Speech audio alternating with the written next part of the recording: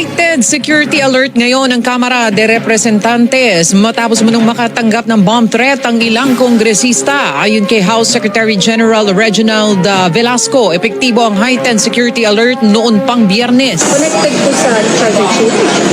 Hindi namin alam. Basta sinasabi lang na baka bombahin tong House of Representatives, mga ganun. But as I've said, we take all this threat seriously. Kinausap na umano niya ang House Sergeant at Arms hinggil sa mas pinahigpit na seguridad at maglalabas din siya ng formal na memorandum ukol dito para maabisuhan ang mga kongresista at mga empleyado. May napansin din anya na mga umiikot na motorsiklo sa paligid ng Batasan Complex. Ni-report sa akin ng security, there were some motorcycles going around the premises. No?